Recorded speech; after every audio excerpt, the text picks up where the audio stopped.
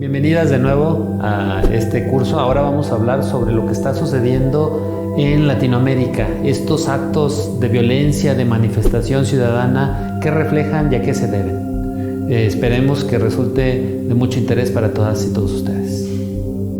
¿Qué pasa en Latinoamérica?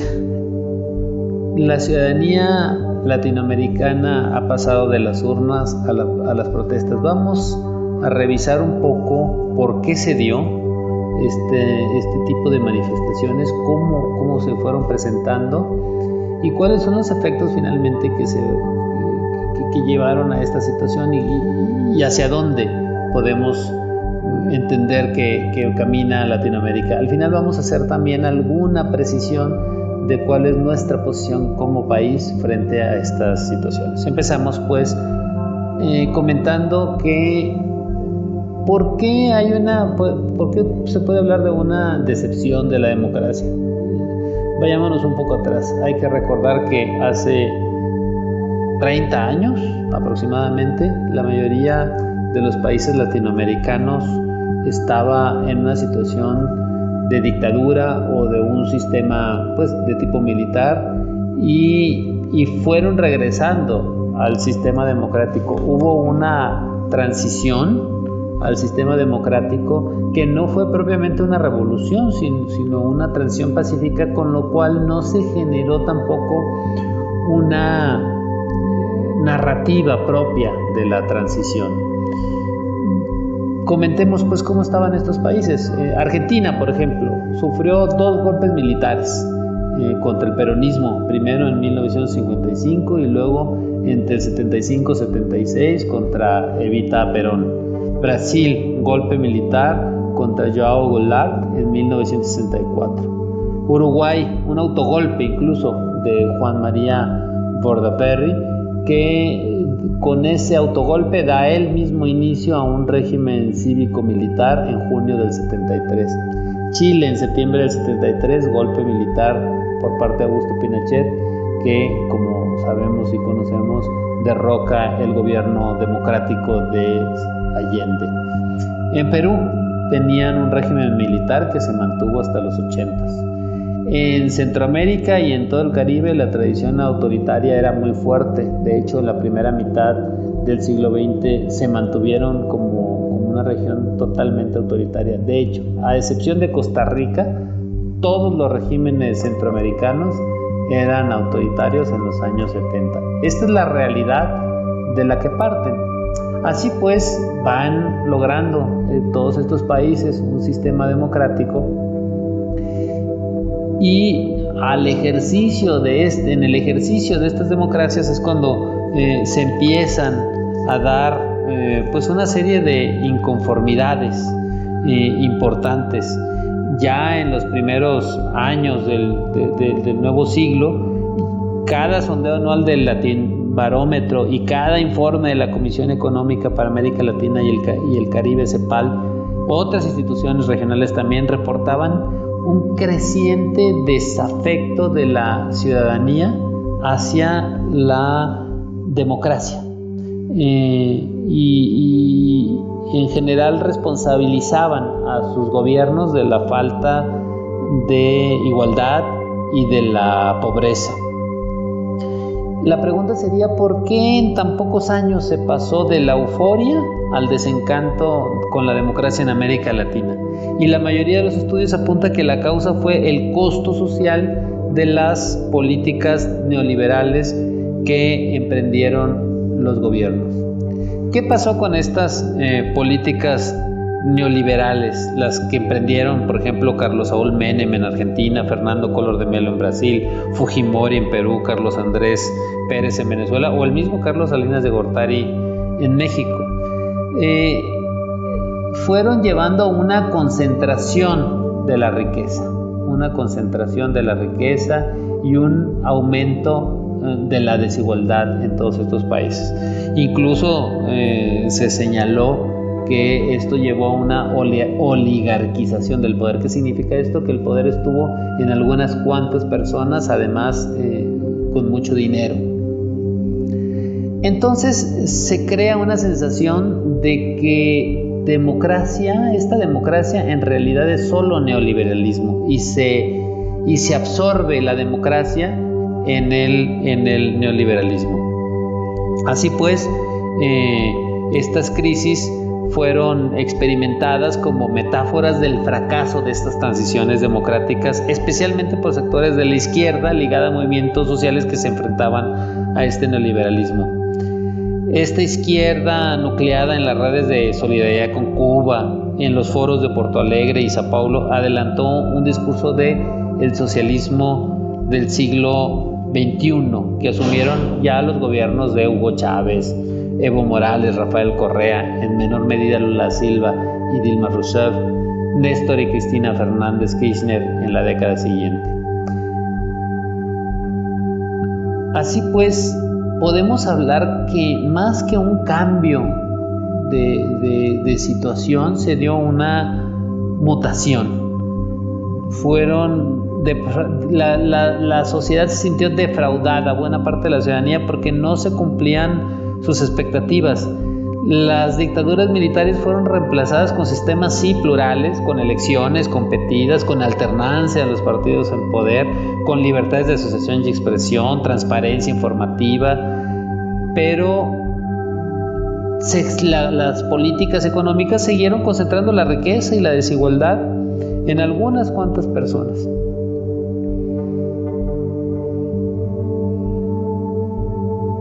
De ahí que no captaran este surgimiento de nuevos sujetos políticos en el ámbito social y no les dieran la relevancia que tienen. Por ejemplo, en el ámbito sindical se empezaron a mover los sindicatos, se empezaron a crecer, se empezaron a organizar. La tierra, en la mayoría de estos países, el ámbito agrario, por supuesto el indigenista, incluido México también, que como sabemos tuvo movimientos indigenistas muy importantes, uno de ellos el que llevó a cabo el movimiento del Ejército Zapatista de Liberación Nacional.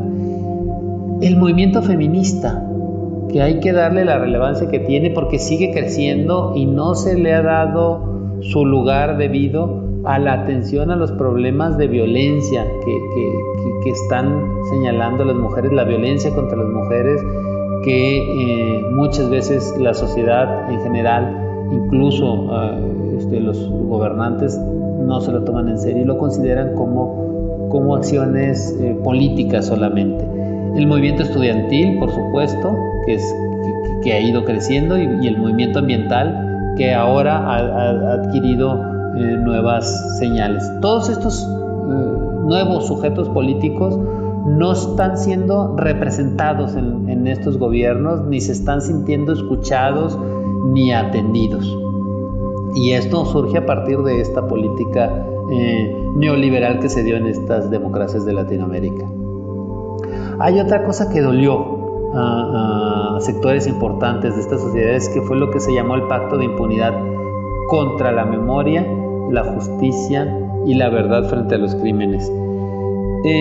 Finalmente, pues todos estos países, la mayoría de estos países, quizá excepto México, pasaron por una serie de dictaduras que llevaron a violaciones muy graves a los derechos humanos.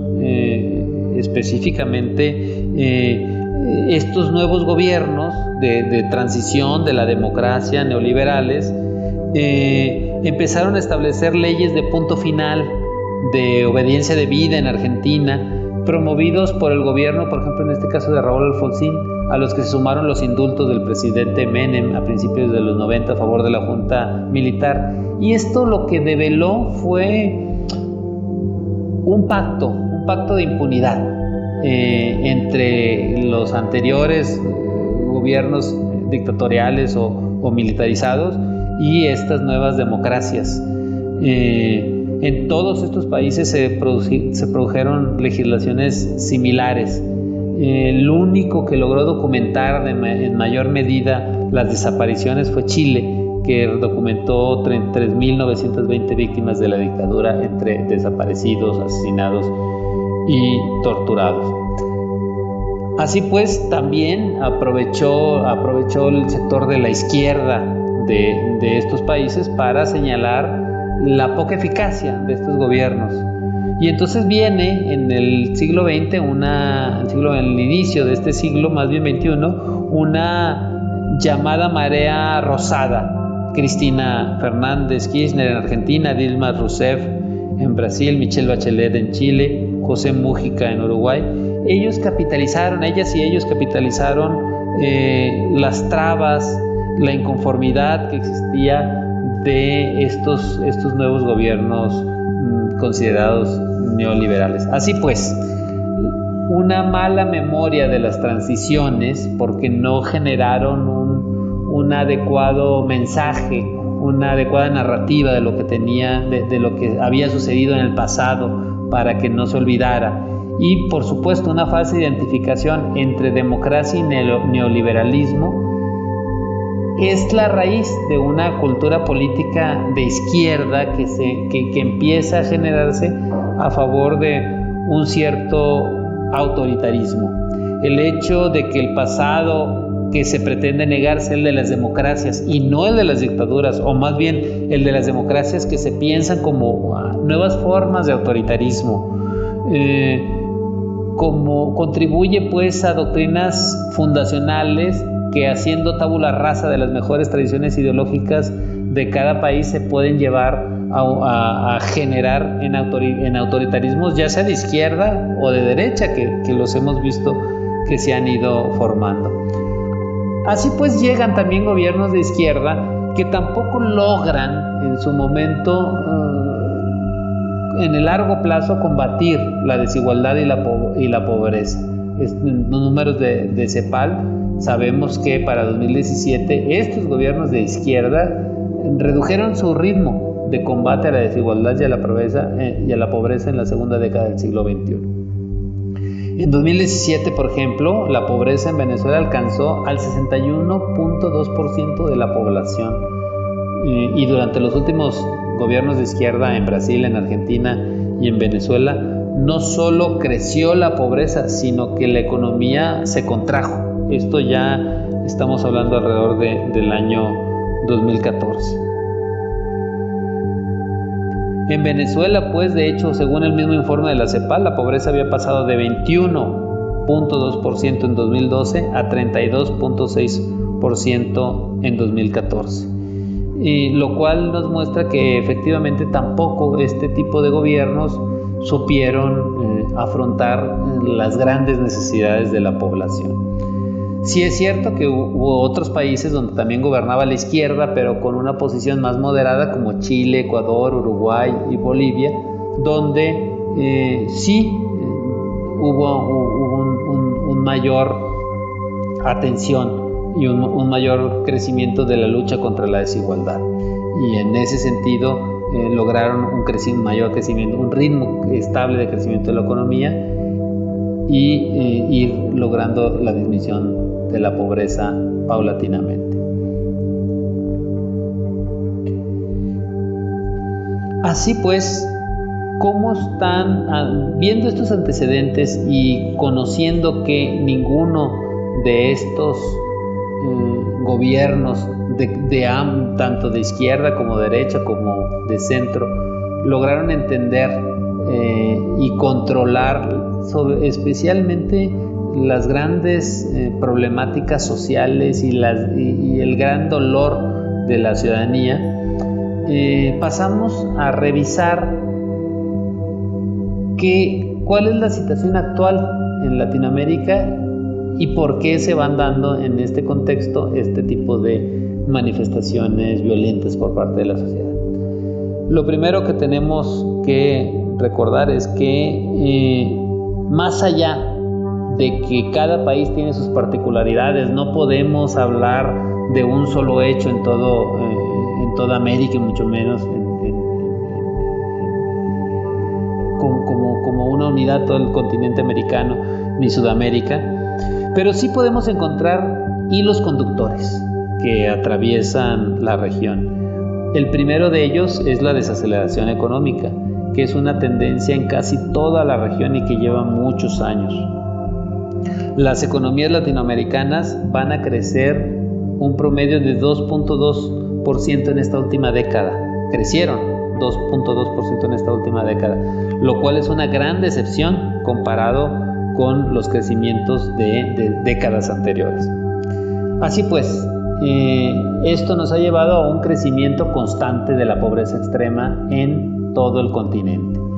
Es uno de los denominadores comunes. Cada vez hay más pobres, hay menos ricos, pero que son más ricos. Y esto lleva a que uno de los denominadores comunes son las expectativas frustradas, la precariedad de la gente que había recuperado algo y ahora ve cómo sus anhelos y cómo sus sueños se vienen abajo, porque llevaban a algunos ahorros, etcétera, y de repente pierden otra vez todo. Y eso ha exacerbado, como dice la CEPAL, una enorme furia. Por otro lado, como en un espejo de este crecimiento constante de la pobreza, se señala la desaparición de los derechos sociales más básicos. Los derechos económicos, sociales, culturales y ambientales están siendo violados continuamente en el continente, muy especialmente los que se refieren a las relaciones económicas de la ciudadanía.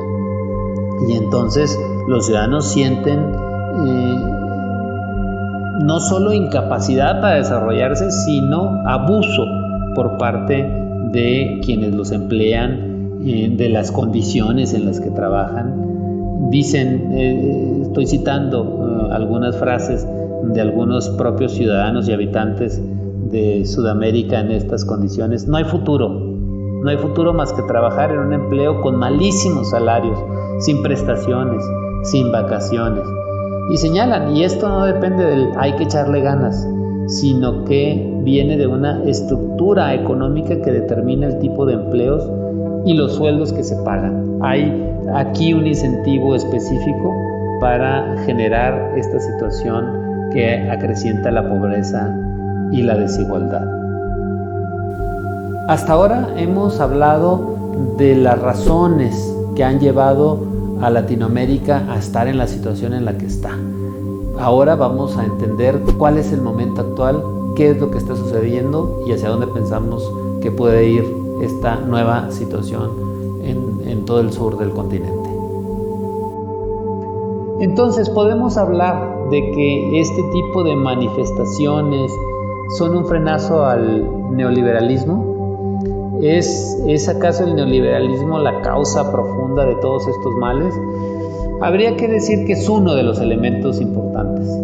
Hay un frenazo a millones de anhelos de los habitantes de este continente, de la ciudadanía del continente, y un cuestionamiento a modelos económicos, sí, como el neoliberalismo, que terminó preocupándose solo por un crecimiento que no veía a la persona, que no veía las desigualdades.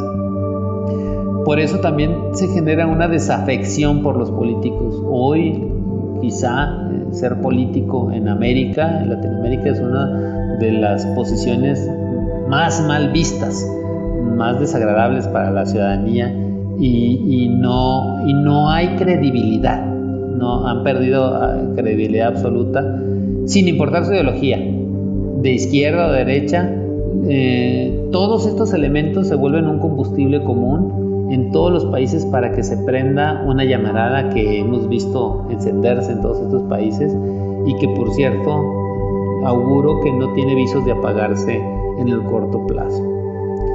Fíjese lo que dice Stefanoni, me parece que refleja muy bien la angustia de política que se vive en todo el sur del hemisferio. Dice, en algunos lados lo que se agota es el neoliberalismo, como lo hemos comentado. En otros, los proyectos nacional populares tienen un problema de fondo que la región no puede encarar, que es el modelo de desarrollo. Finalmente se mantiene en el mismo esquema de desarrollo. Incluso en el giro de la izquierda, las mejoras fueron redistributivas, políticas sociales que democratizaron el consumo. En el fondo, pues, ni los gobiernos de izquierda ni los de derecha han logrado hacer cambios de fondo, ni en lo económico ni en lo institucional. Se han mantenido los mismos vicios, las mismas situaciones y la misma injusticia, la misma desigualdad, la misma corrupción que afecta a unos y a otros por igual. Quizá habría que detenerse, todos los países son diferentes, pero habría que detenerse un poquito más en el modelo chileno. Porque Chile ha sido siempre considerado como el ejemplo, el mejor ejemplo, el ejemplo ideal de cómo el neoliberalismo puede ser eficaz y puede llevar a un crecimiento. Y efectivamente, desde 1990 Chile logró crecer a tasas que duplican el promedio en la región. Todos los países volteaban a ver a Chile por ese crecimiento constante y permanente, independientemente de gobiernos de izquierda o de derecha. No obstante, y hoy lo vemos en estas manifestaciones y en estos gritos de la ciudadanía, fue un crecimiento asimétrico. Hoy en día, como también ha sucedido en México, hoy en día los ricos son más ricos en Chile. La clase media está batallando para pagar sus cuentas, las cuentas mensuales, para los gastos del día a día. Y sin duda los pobres vieron todavía profundizada su situación de pobreza. Chile, pues, es un ejemplo de una economía que ha crecido enormemente, pero que crece por crecer, que ignora la desigualdad.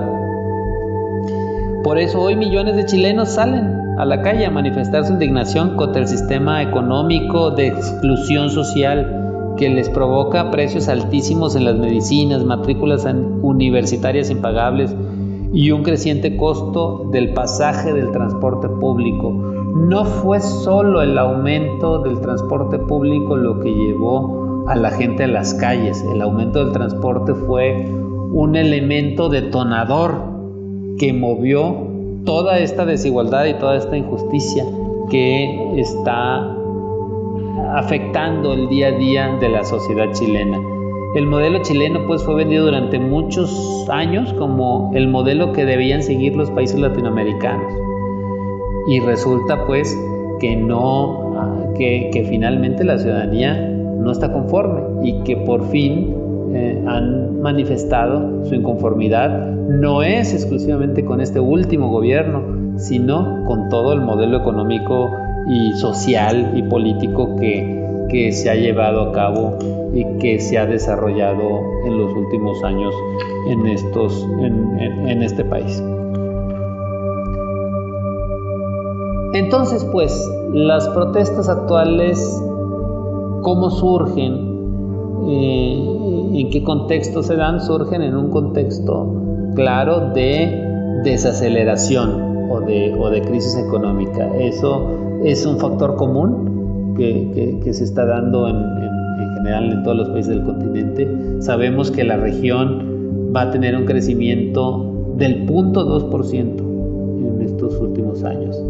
Esto comparémoslo, por ejemplo, con el crecimiento de las economías asiáticas, que están alrededor de un 6% de crecimiento, y África más del 3% de crecimiento. Nosotros estamos cerca de la región en general, como región, estamos cerca del 0% de crecimiento, según datos del Fondo Monetario Internacional.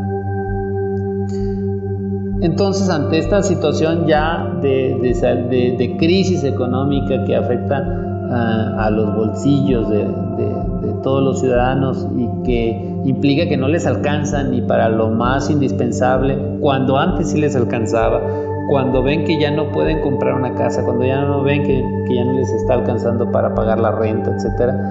Entonces viene una cultura de movilizaciones.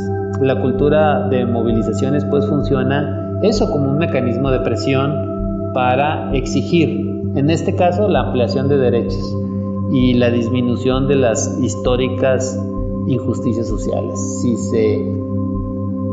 Si se quiere entender realmente lo que está sucediendo, tenemos que verlo como una crisis de derechos económicos, de derechos sociales,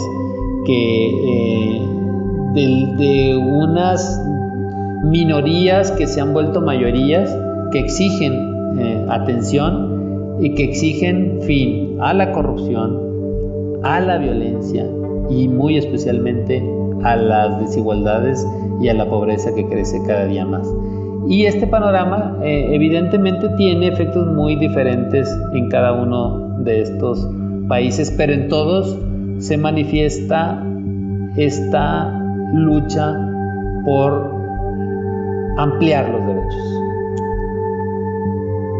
Dice Stefanoni, fíjense cómo va considerando cuáles son las dificultades en cada uno de estos países hoy por hoy.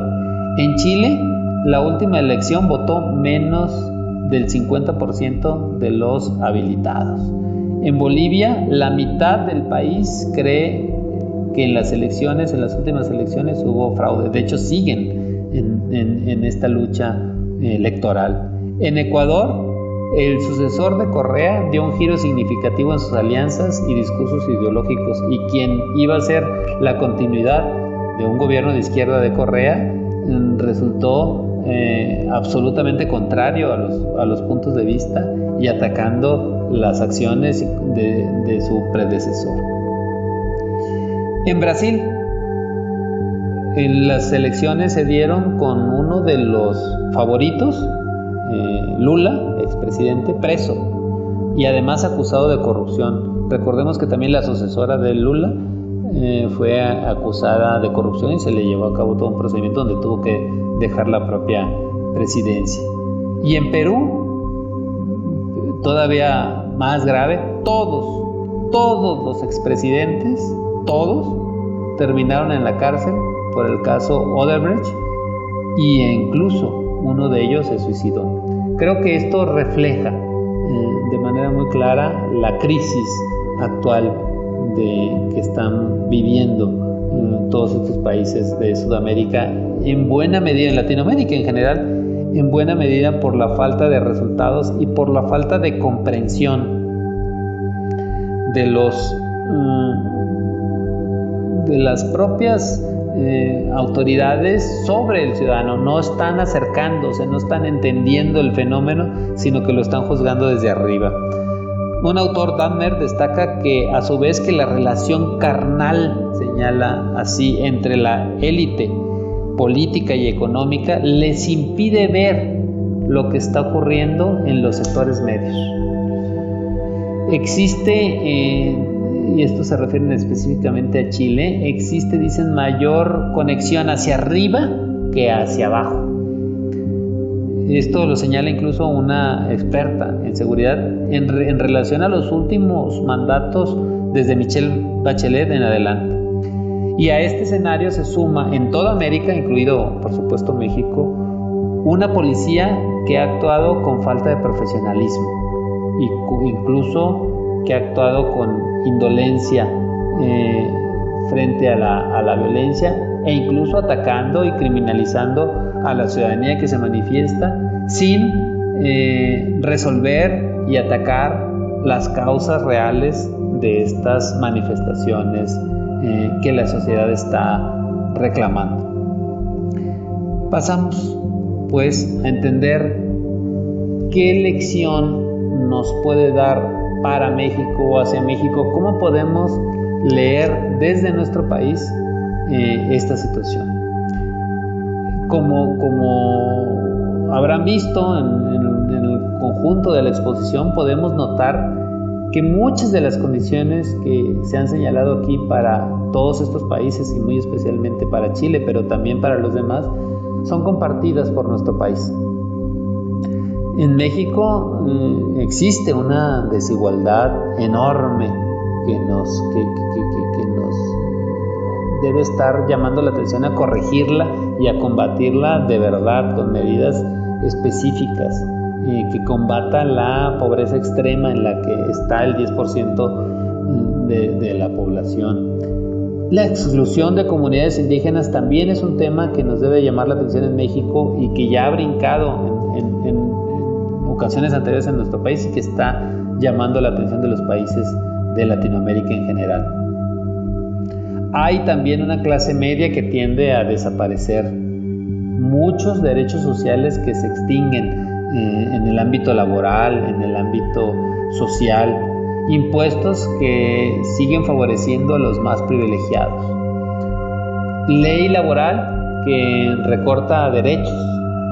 Esto es una constante, un constante crecimiento de un ritmo de trabajo donde llegamos a situaciones que en la práctica muchas veces se pueden considerar como explotación. Privatizaciones generalizadas, salarios castigados. Y una cosa que preocupa mucho ahora que la edad media empieza a subir, las jubilaciones inexistentes. Ya la gente se empieza a preocupar porque no tiene ahorros para llevar adecuadamente su vejez, y entonces esto pues genera incertidumbre, dolor y en ocasiones furia. Es decir, en México hay muchas de estas situaciones. Sin embargo, es verdad, también existe una nueva generación de mexicanos que se encuentra ya entre los 15 y los 30 años, que están empezando a reclamar más derechos y ya se ve una sociedad más activa, más exigente. Por eso podemos señalar que en nuestro país buena parte de este mal humor social que sí existe o que ha existido al igual que en toda Latinoamérica, que este mal humor social se materializó en la alternancia de gobierno que se tuvo en 2018. La gente confió en que a través de esta alternancia, alguien que se manifestó como distinto a los propios partidos, alguien que se manifestó como antisistema, pudo cosechar a través del voto y materializar como un resultado electoral en su triunfo este dolor de la ciudadanía. Sin embargo, a pesar de ello, los problemas siguen siendo del tamaño de los que enfrentan países como Chile y los otros del hemisferio que están viviendo estas situaciones muy llamativas de furia en la sociedad contra los gobernantes de todos los colores. Por eso, y ya cerrando esta conversación, quisiera que observáramos algunos movimientos a nivel nacional que se empiezan a gestar y que valdría la pena que los gobiernos de todos los colores, el gobierno actual federal y los gobiernos estatales, atendieran en su justa dimensión. Uno de ellos es el crecimiento de la violencia contra las mujeres específicamente, y cómo ha ido surgiendo un movimiento feminista que ha sido duro y ha sido incluso en posiciones agresivas por la defensa de la vida de las mujeres. Están luchando contra la violencia y la discriminación que es de toda la vida, pero que en ocasiones en ciertas ciudades ha ido aumentando, se ha ido agravando, y la respuesta de las autoridades ha sido la indiferencia y en ocasiones, como en la ocasión de la Ciudad de México, la criminalización de las propias manifestaciones. Y luego este tema que viene muy heredado, la violencia que se da en todo el continente y que en México se vio, como hemos comentado, impulsada en 2006 con las posiciones políticas del presidente Calderón, y que hoy se manifiesta en actos absolutamente de barbarie en todo el país, y no se ha visto todavía la manera ni las condiciones para que esta violencia del crimen organizado deje de atemorizar y asustar a la sociedad.